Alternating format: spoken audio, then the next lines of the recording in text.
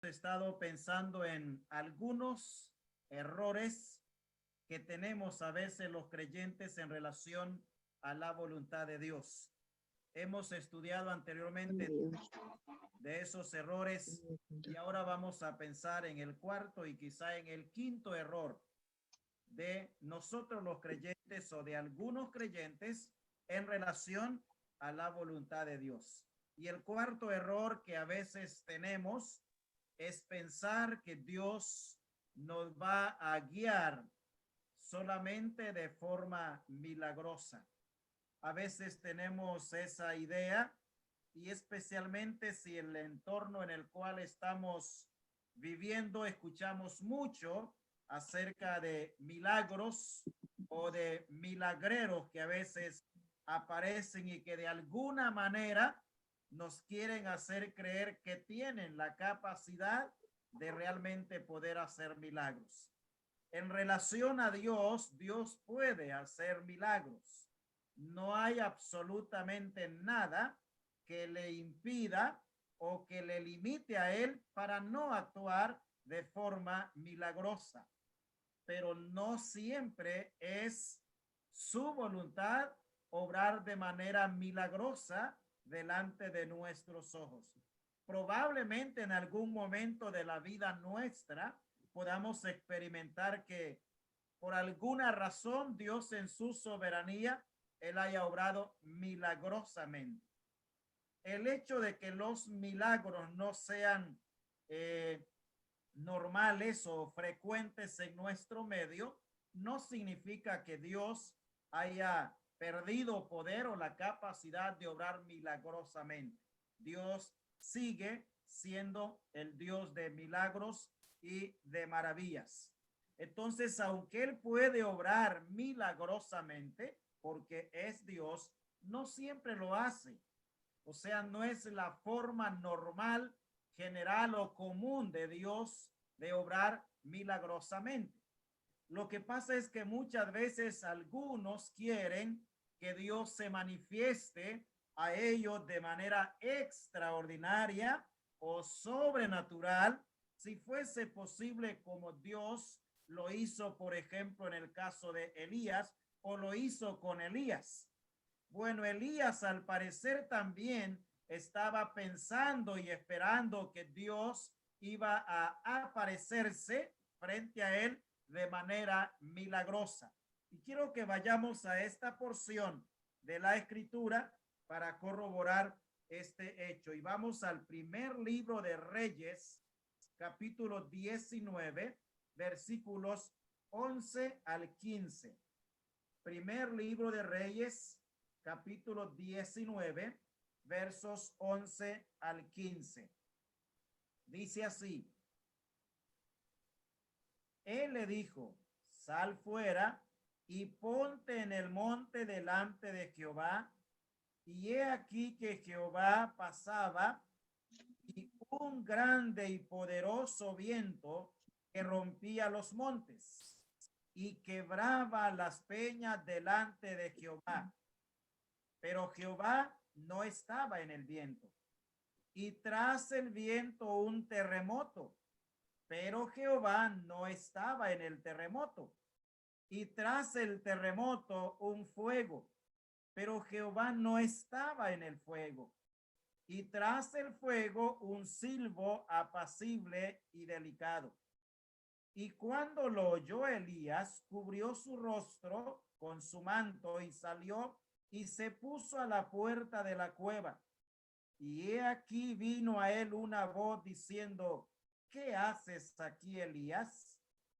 Él respondió, he sentido un vivo celo por Jehová, Dios de los ejércitos, porque los hijos de Israel han dejado tu pacto, han derribado tus altares y han matado a espada a tus profetas. Y solo yo he quedado y me buscan para quitarme la vida. Y le dijo Jehová, ve, vuélvete por tu camino, por el desierto de Damasco, y llegarás y ungirás a Hazael por rey de Siria. Es importante ver que aquí hay, por así decir, 4 maneras a través de las cuales Elías podía pensar que de repente Dios estaba allí manifestándose. Y vemos entonces en primer lugar que hay allí un grande y poderoso viento. Y tan grande y tan poderoso era que hasta rompía los montes y quebraba las peñas. Pero dice Jehová, no estaba en el viento. Y vemos que después hay un terremoto. Esas son cosas extraordinarias, milagrosas o sobrenaturales. Pero tampoco Jehová no estaba en el terremoto. Y luego hay un fuego, pero Jehová tampoco estaba en el fuego. ¿Dónde se encontraba él? En el silbo apacible. Y Elías entonces se dio cuenta que en esa oportunidad, en esa ocasión, a pesar de que hubieron 3 cosas extraordinarias o sobrenaturales, a Dios le plació mostrarse en el silbo apacible, no en algo extraordinario o sumamente milagroso, aunque Dios perfectamente pudo haberlo hecho de esa manera. Hermanos amados, muchas veces hoy quieren algunos algo espectacular. A veces los creyentes queremos ver algo espectacular para poder de esa forma conocer la voluntad de Dios. Y realmente si nosotros queremos conocer la voluntad de Dios, no debemos esperar conocerla solamente de forma milagrosa. Podemos conocer la voluntad de Dios también en el silbo apacible y delicado, que fue la forma como Dios decidió y determinó manifestarse o revelarse en ese entonces al profeta Elías en un momento difícil de la vida de él, en donde había idolatría y rebeldía de parte de la nación. Dios se manifestó y habló con este profeta en el silbo apacible y delicado. Y hermanos, muchas veces en los momentos de gran tristeza, frustración, preocupación o dolor, Dios puede hablarnos con cosas pequeñas, quizá muchas veces de una manera insignificante. Lo importante es permitirle a él que nos guíe de la manera como a él le place. Y algo sorprendente, hermanos, es que siempre de la manera como a Dios le place guiarnos, va a ser la manera más fácil para que nosotros entendamos su forma de guiarnos y cuál es su voluntad. Es muy probable que en algún momento oscuro de la vida de nosotros los creyentes, porque a veces pasa eso, necesitamos de repente más luz para entender algunas cosas. Y es ahí entonces en donde, en lugar de desesperarnos o de correr o de frustrarnos, es cuando entonces debemos esperar un tiempo, y durante ese tiempo es interesante darnos cuenta que Dios nos va a iluminar. De alguna manera Él va a mostrarnos paso a paso cuál es su voluntad para que nosotros hagamos exactamente esa voluntad. Es muy cierto que a veces nosotros los creyentes no sabemos qué hacer en algunos momentos, qué es lo más adecuado, lo más sabio para hacer o decisión que debemos tomar. Y es ahí cuando debemos esperar que Dios ilumine nuestra mente, ya sea a través de su palabra, una porción de la escritura que viene a nuestra mente a través del Espíritu Santo, a través de consejo de hermanos que podemos nosotros buscar su consejo para que nos ayuden. Él de alguna manera va a mostrarnos cuál es su voluntad en los aspectos en los cuales nosotros consideramos que necesitamos más luz para tomar la mejor decisión. Y hay 2 porciones interesantes relacionadas con este hecho en donde a veces no sabemos qué hacer. Un momento difícil, oscuro en nuestra vida cristiana, a veces en nuestra vida ministerial o a veces también en nuestra vida familiar. ¿Qué hacer? Debemos de ir al Señor siempre, aunque no sepamos cuál es la mejor decisión que debemos tomar. Lo que siempre debemos saber y que siempre debemos hacer es buscar la presencia de Dios. Proverbios, el capítulo 3, versículos 5 y 7 nos da una guía práctica cuando llegan esos momentos en donde no sabemos qué hacer porque no tenemos la suficiente luz. Lo que sí debemos saber es que hay que ir a la presencia del Señor. Capítulo 3 de Proverbios, versos 5 al 7 dice: fíate de Jehová de todo tu corazón. Note bien, no de una parte, no a medias, no. Fíate de Jehová de todo tu corazón y no te apoyes en tu propia prudencia.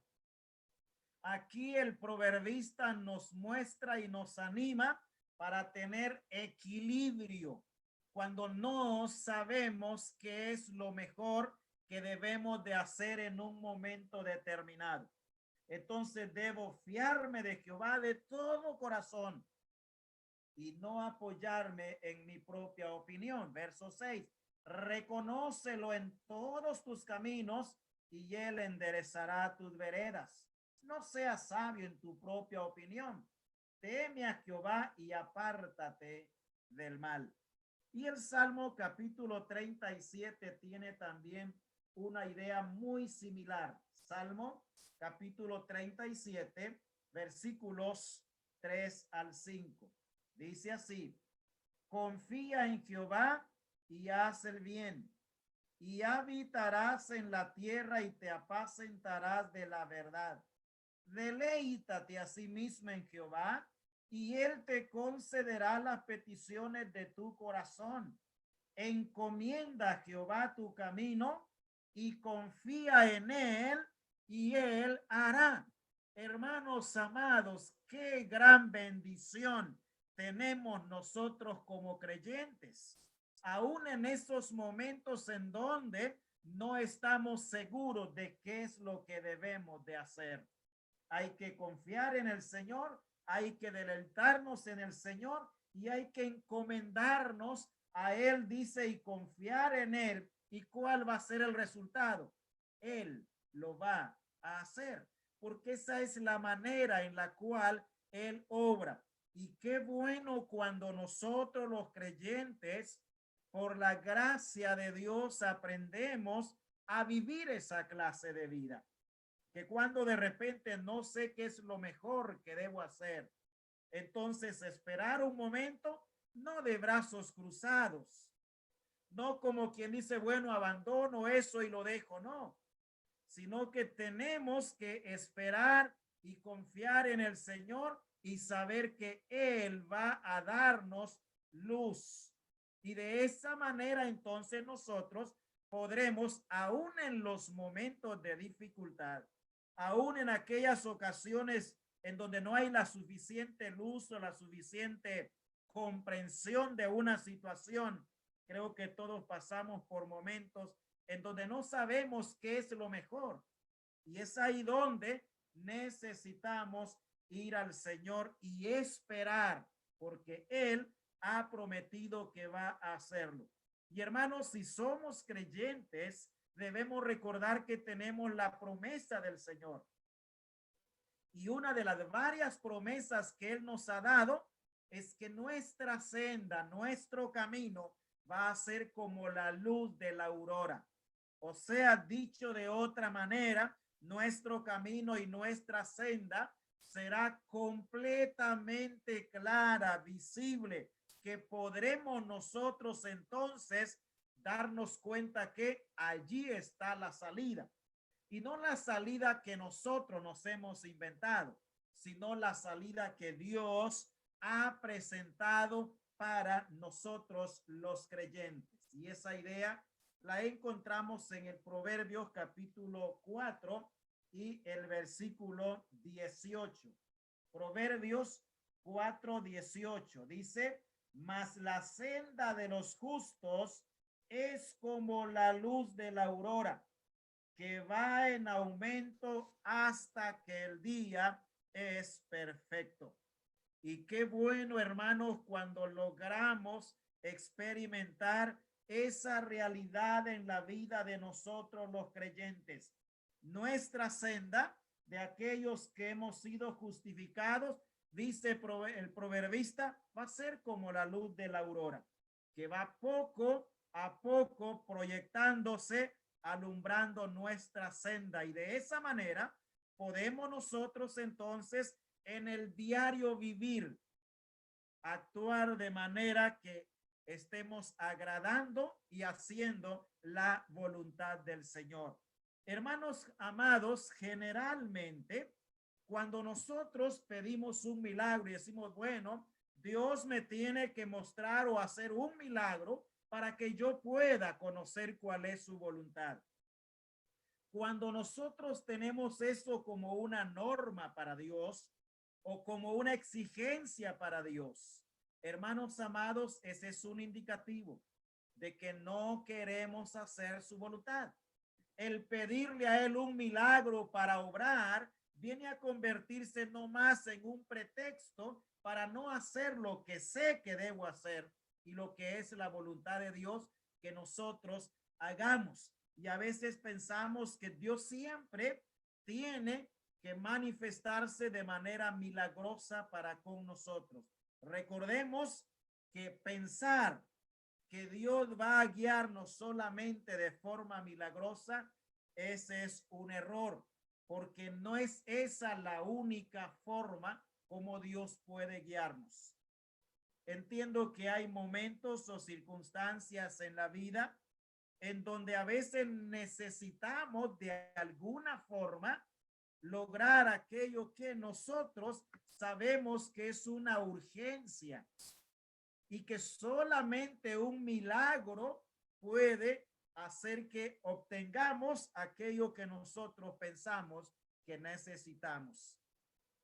Y cuando Dios sabe que lo mejor para nosotros, para nuestra enseñanza y para nuestra percepción va a ser a través de un milagro, hermano, Dios va a hacer el milagro, pero no siempre va a guiarnos milagrosamente. Va a guiarnos a través de su palabra, va a guiarnos por medio del Espíritu Santo que mora en nosotros, por el consejo de los hermanos ancianos, líderes o pastores en la iglesia, por predicadores. De muchas formas Dios puede guiar a nosotros, sus hijos. Hay una variedad de maneras como Dios en su soberanía puede dignarse en guiar nuestras vidas para la gloria y la honra de su propio nombre. Veamos ahora el quinto error que tenemos a veces los creyentes en cuanto a la voluntad de Dios. Y probablemente este sea uno de los errores más comunes o que abundan más en algunos creyentes. Y es el hecho de pensar que ya es muy tarde para usted para ser guiado. ¿Ha pensado en algún momento de su vida, por la razón que sea, que ya es demasiado tarde para que Dios lo guíe? Quizás sí. Y normalmente hay dos aspectos por los cuales el creyente puede llegar a pensar que para él ya es demasiado tarde conocer la voluntad de Dios y hacer esa voluntad. Uno de los aspectos es cuando los creyentes fracasamos en la vida cristiana, por la razón que sea. Entonces, cuando fracasamos en la vida cristiana, a veces pensamos que ya todo se perdió, que ya no servimos para nada, que ya no podemos hacer nada y que ya es demasiado tarde para nosotros como para que Dios se interese en guiarnos. Hermanos, ese es un error, porque a pesar de nuestras caídas y fracasos, Dios puede volver a utilizarnos. Él puede levantarnos, Él puede restaurarnos Y si no podemos seguir en la obra en la que hemos estado, Él puede enviarnos a otra labor en su obra. Entonces, aun y cuando hayamos tenido que pasar por el desastre en la vida cristiana, no es demasiado tarde para dejarnos guiar por la voluntad de Dios y para conocer esa voluntad. El segundo factor es a veces la edad. Pensamos que tenemos ya tantos años y ahora pues ya con tantos años en nuestra vida, ya pensamos que de repente la muerte va a llegarnos en cualquier momento y ya creemos que no podemos hacer casi nada. Sin dar el nombre, pero en la asamblea donde estamos hay un hermano, hay varios hermanos mayores, pero uno de ellos ha estado ayudando por muchos años. Pero creo que en los últimos 10 años más o menos, casi siempre que él va enfrente para hablar, que no lo hace muy seguido, pero lo hace cada cierto tiempo, normalmente está como despidiéndose de la iglesia, porque él piensa que ya se va a morir, que ya no aguanta un malestar, que ya no aguanta el otro, y lleva 10 años despidiéndose y todavía está ahí. Y a veces pensamos así, ya tengo tantos años, así que en cualquier momento voy a irme. Y llegamos a pensar a esta edad, con tantos años, ya es demasiado tarde como para conocer la voluntad de Dios y para ser guiado por Dios. Hace varios años atrás, escuchaba a un misionero y estábamos hablando sobre un proyecto que otro hermano misionero había emprendido. Y me refiero al hermano Stan. Él es el misionero que emprendió un proyecto de la escuela Elín que la mayoría conocemos. Y un colega de él se acerca y me dice, ¿qué piensa usted, hermano, sobre este proyecto que tiene don Stan? Para mí, dice, empezó demasiado tarde. Ya está demasiado viejo como para ponerse a hacer un proyecto tan grande. Este proyecto demanda de gente joven, gente que tiene muchos años por delante. Bueno, le digo, eso es lo que a veces nosotros pensamos. Y en alguna ocasión se lo dijo al hermano y el hermano le dijo, bueno, mientras yo tenga fuerzas, no voy a soltar el arado. Y el hermano levantó el proyecto, comenzó el proyecto y estuvo en él por casi 15 años después de haberlo iniciado, hasta que el Señor se lo llevó. Entonces a veces pensamos que ya tiene demasiados años el hermano, que ya es muy poco lo que puede hacer, o de repente usted mismo. Hermanos amados, pensar que ya es muy tarde para usted o para mí o para cualquier otro hermano, el trabajo en la obra del Señor o conocer la voluntad de Dios es un error y es una equivocación, porque independientemente de la edad que tengamos, cada día debemos vivirlo como si fuese el último de nuestra existencia. Primero, dándole gracias a Dios por cada nuevo amanecer y después poniendo nuestras manos, nuestros esfuerzos, nuestras ideas a disposición para el desarrollo de la obra de Dios. Quiero que vayamos a la escritura para ver sobre este aspecto. Salmo capítulo 48 y el verso 14. Esta es una de las porciones muy consoladoras y debe serlo para todos nosotros los creyentes. Salmo capítulo 48 y el versículo 14. Note bien lo que dice. Porque este Dios es Dios nuestro, eternamente y para siempre. Él nos guiará. ¿Hasta cuándo, hermanos? Aún más allá de la muerte. ¿Cuándo entonces es demasiado tarde para usted o para mí? Nunca. Porque aún dice aquí el salmista, nos va a guiar más allá de la muerte. Bueno, los hermanos al partir o cuando usted o yo partamos nos van a guiar de donde nos tienen al cementerio, ¿verdad? Pero no pueden más allá que eso. Sin embargo, Dios nos promete aquí guiarnos aún más allá de la muerte. Entonces nunca es tarde para usted o para mí para ser guiados por la voluntad de Dios. Y vamos a Isaías, el capítulo 58 y el versículo 11. Isaías capítulo 58 y el verso 11.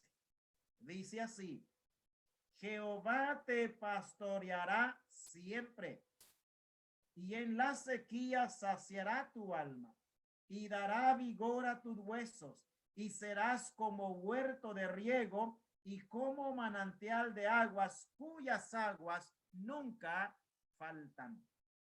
¿Qué va a hacer aquí? Según nos dice el profeta Isaías, Jehová nos pastoreará siempre. Entonces, hermanos, por esa razón, pensar que ya es muy tarde para usted o para mí, para ser guiados por la voluntad de Dios, es un error.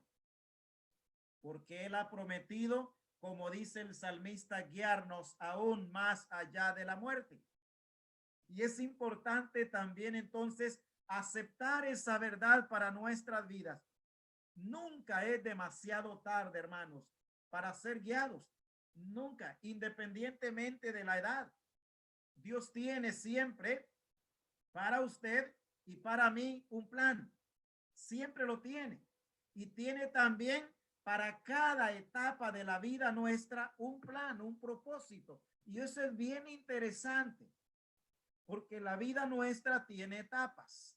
Y note bien que aun y cuando de repente, por la razón que sea, pueden haber fracasos en la vida cristiana, porque hermanos, nadie está exento de un fracaso en la vida cristiana. Nadie es inmune a un fracaso en la vida cristiana.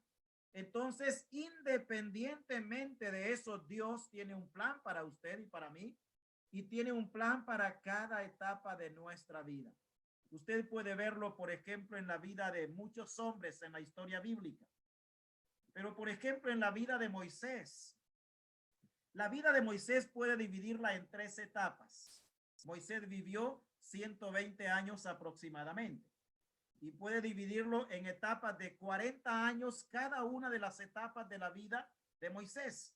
La primera etapa, que son los primeros 40 años, Moisés vive ese tiempo aproximado en Egipto.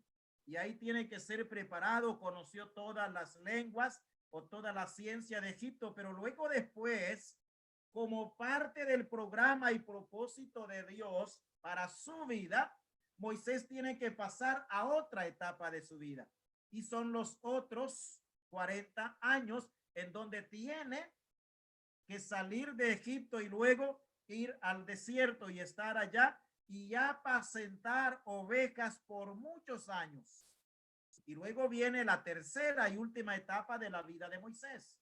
Y es cuando Moisés tiene que dejar ahora el desierto y el pastoreo de ovejas y ahora pastorear al pueblo de Israel, la nación de Israel, y sacarlos de Egipto y llevarlos durante casi 40 años en el desierto. Ya era un hombre anciano, bastante mayor. Sin embargo, Dios tenía un plan para cada etapa de la vida de Moisés. Y hermanos, ese Dios de Moisés es el mismo nuestro. Él tiene una etapa, o sea, tiene un plan para cada etapa de su vida y de mi vida. Pero a veces vivimos la vida sin ser conscientes de esa verdad. La pregunta que debemos hacernos es, ¿estoy consciente de que Dios tiene un plan y que lo está ejecutando en esta etapa de la vida en la cual estoy viviendo? Y hermanos, tenemos o debemos buscarle respuesta a esa pregunta. A la edad que tenemos, en la etapa que estamos de la vida, ¿estoy realmente desarrollando y desenvolviéndome según el plan y el propósito de Dios para mi vida en esa etapa? José también es otro ejemplo de que Dios tenía para cada etapa de la vida de él un plan. No vivieron la vida así a la deriva, no, vivieron la vida siendo conscientes de que quien estaba manejando o monitoreando su vida era el dueño de esa vida, Dios. Y así pasó con José. Dios lo llevó por diferentes etapas y en cada una de esas etapas Dios tenía un plan para que fuese desarrollado en el entorno de la vida de Moisés y en el entorno de la vida de José. Ahora es probable que nosotros hayamos perdido el plan original de Dios, porque hermano, muchas veces se da eso. Dios tiene un plan original, principal, por así decir, para nuestras vidas. Pero de repente, por una u otra causa, se puede dar el fenómeno de que ese plan nosotros lo hayamos echado a perder. Sucede eso muchas veces. Y puede ser que muchos de nosotros hayamos perdido ese plan original de Dios.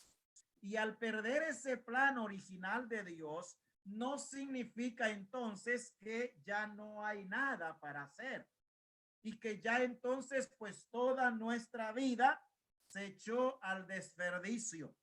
Pero hermanos, no es así.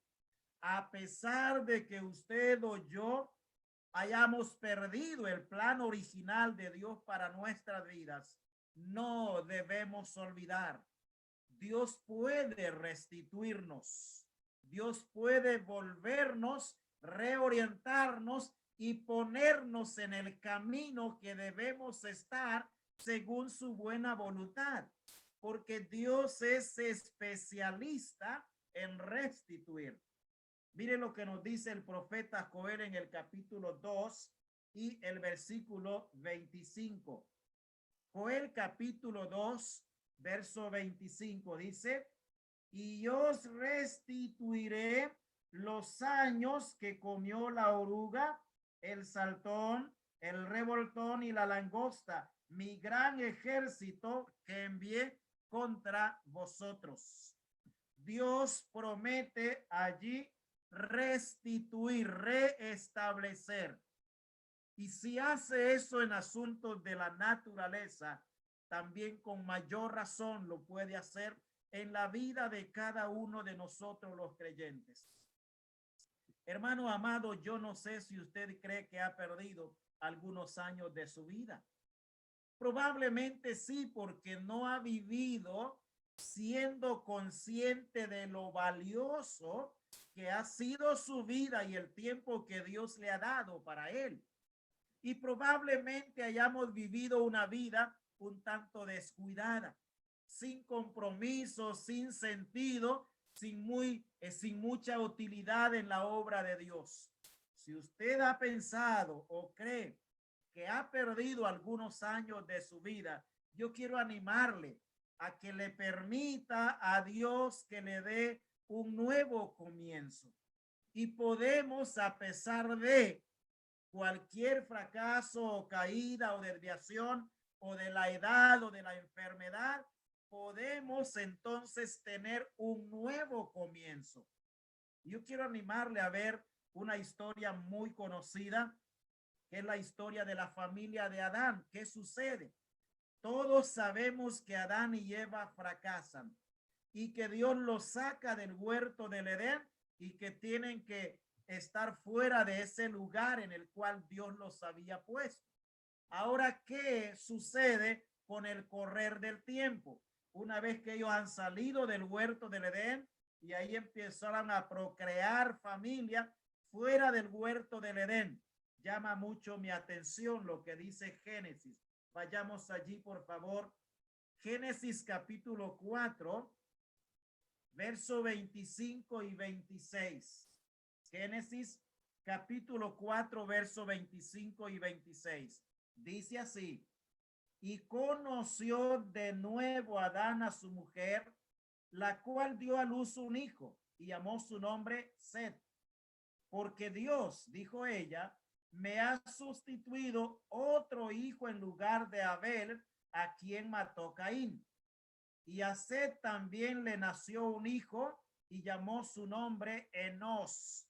Y quiero que note cómo continúa el verso. Entonces los hombres comenzaron a invocar el nombre de Jehová. Vemos ahí que al parecer, según el texto, de ahí hacia atrás hasta la caída de Adán y Eva, parece que ya no estaban invocando el nombre de Jehová. Pero ahora esta familia, la familia de Adán, después de que ha nacido Abel, Caín, Set, y ahora Set ya tiene hijos, entonces dice, los hombres comenzaron a invocar el nombre de Jehová. A pesar de la desviación que habían tenido, hubo un momento en el cual ellos comenzaron de nuevo y comenzaron a invocar el nombre de Dios. Hermano amado, si se ha desviado, si cree que ha perdido el camino correcto, permítale a Dios un nuevo comienzo en su vida. Adán y su familia lo hicieron. Comenzaron entonces a invocar el nombre de Jehová. Años más tarde vemos el mismo ejemplo en Abraham y su descendencia. Vamos al capítulo 12 del libro de Génesis. Génesis capítulo 12, versículo 1 en adelante, en donde vamos a encontrar la misma idea.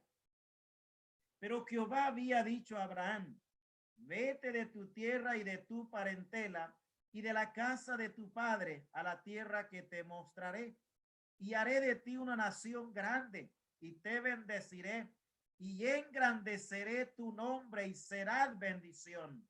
Bendeciré a los que te bendijeren y a los que te maldijeren maldeciré, y serán benditas en ti todas las familias de la tierra. Y se fue Abraham como Jehová le dijo, y Lot fue con él, y era Abraham de edad de 75 años cuando salió de Harán. Tomó pues Abraham a Sarai su mujer y a Lot hijo de su hermano y todos los bienes que había ganado y las personas que había adquirido en Harán, y salieron para ir a tierra de Canaán, y a tierra de Canaán llegaron. Y pasó Abraham por aquella tierra hasta llegar a Siquén, hasta el llano de More, y el cananeo estaba entonces en la tierra. Y apareció Jehová a Abraham y le dijo, a tu descendencia daré esta tierra. Y edificó allí un altar a Jehová, quien le había aparecido. Note bien cómo ahora por primera vez Abraham está teniendo un encuentro personal con Dios después del primero que había tenido cuando Dios lo llama de Ur de los Caldeos. Y salió él de ese lugar como Dios le había dicho. Y luego se establece allí. Y lo primero que hace es edificar un altar a Jehová. El altar, hermanos, es sinónimo de tres cosas en la escritura. Es sinónimo de adoración, es sinónimo de servicio y es también sinónimo de comunión. Ahora Abraham tiene una relación con Dios que nunca antes la había tenido. Veamos el verso 8. Luego se pasó de allí a un monte al oriente de Betel y plantó su tienda teniendo a Betel al oriente y ahí al occidente y ahí al oriente. Y edificó allí altar a Jehová e invocó el nombre de Jehová. Vemos ahí entonces, primero se establece en un lugar, edifica allí un altar, luego se tiene que mover a otro lugar y cuando llega a ese lugar hace exactamente lo mismo. Vuelve a edificar otro altar a Jehová e invoca allí el nombre de Dios. Hermanos amados, a veces nosotros los creyentes podemos ser o nos parecemos mucho a los misiles teledirigidos. Creo que estamos en una época donde entendemos este tipo de términos. Estos misiles teledirigidos que muchas veces pierden su plan original y no van a dar exactamente al blanco al cual se les encomienda o al cual fueron programados. Estos misiles tienen que ser redirigidos o reprogramados. Aunque no siguen el plan original, pero implica que no están fuera de control. Siempre hay manera como pueda ser controlado. Probablemente nosotros también, cual esos misiles, necesitemos ser reprogramados. Si hemos perdido el plan original de Dios, ¿qué tenemos que hacer? Si de repente Dios tenía originalmente un proyecto, un programa para su vida o para mi vida, y por una u otra causa lo eché a perder y perdí ese plan, aún, hermanos, podemos ser guiados por Dios. No es demasiado tarde. Solamente necesitamos dejar que Él nos reprograme donde estamos. Eso es lo que necesitamos hacer. Permitirle a Él que nos reprograme exactamente en el lugar donde nosotros estamos. Quizá descarriados, quizá en rebeldía, quizá desanimados o en cualquier circunstancia en la que estemos. Permitamos, dejemos que Dios nos reprograme donde estamos, y de esa manera Él nos llevará para poder continuar con el plan original. Creo que la historia de Jonás se ajusta muy bien a este propósito y a este pensar. Recuerde que Dios le dijo a Jonás: ve a Nínive, aquella gran ciudad, y pregona allí. De aquí a 40 días, Nínive será destruida. Todos conocemos la historia que Jonás, en lugar de buscar obedecer el mandato de Dios, Jonás decidió hacer otra cosa. ¿Y qué hace Jonás? Pues no siguió el programa o el propósito o el plan original de Dios. Él dejó el plan original de Dios a un lado y se fue para otro lado. Lo vemos en Jonás capítulo 1, versos 1 al 3. Y dice así: vino palabra de Jehová a Jonás, hijo de Amitai, diciendo: levántate y ve a Nínive, aquella gran ciudad, y pregona contra ella, porque ha subido su maldad delante de mí. Y Jonás se levantó para huir de la presencia de Jehová a Tarsis. Descendió a Jope y halló una nave que partía para Tarsis, y pagando su pasaje entró en ella para irse con ellos a Tarsis, lejos de la presencia de Dios. Vemos entonces que Jonás no quiere seguir el plan de Dios y se va para otro lado. Pero Dios quería que Jonás siguiese su plan. ¿Y cómo vamos a verlo después? Esto es parte de la voluntad absoluta de Dios. No es la voluntad permisiva de Dios, sino la voluntad absoluta de Dios. Dios le dijo a Jonás: vas allí a Nínive y predica. Y aun y cuando él iba en otra dirección, Dios lo hizo llegar a donde Dios quería que fuese. Versículo 12. Él le respondió: tomadme y echadme en el mar, y el mar se os aquietará, porque yo sé que por mi causa ha venido esta gran tempestad sobre vosotros. Él es plenamente consciente de que el plan original de Dios lo ha dejado a un lado. Verso 15. Dice: y tomaron a Jonás y lo echaron al mar, y el mar se aquietó de su furor. Verso 17. Pero Jehová tenía preparado un gran pez que tragase a Jonás, y estuvo Jonás en el vientre del pez 3 días y 3 noches. Capítulo 3, versículo 1 al 4. Vino palabra de Jehová por segunda vez a Jonás diciendo. Hermanos, aquí ahora Dios está reprogramando o reorientando el plan original que tenía para Jonás. Desde el momento que Jonás va en dirección contraria, entonces Dios comienza un proceso de reprogramación del propósito que él tenía para Jonás, preparando el pez. para que Jonás no se ahogase. Después de estar ahí 3 días y 3 noches, entonces Dios reprograma o reorienta o restablece el programa que tenía para Jonás. Verso 2. Levántate y ve a Nínive, aquella gran ciudad, y proclama en ella el mensaje que yo te diré. Y se levantó Jonás y fue a Nínive conforme a la palabra de Jehová. Y era Nínive ciudad grande en extremo, de 3 días de camino. Y comenzó Jonás a entrar por la ciudad camino de un día y predicaba diciendo: de aquí a 40 días Nínive será destruido. Vemos entonces en esta historia de este hombre de Dios que se rehusó a seguir originalmente el plan de Dios, y Dios lo reprogramó, Dios lo reorientó y lo llevó a hacer exactamente lo que Dios le había dicho que hiciera.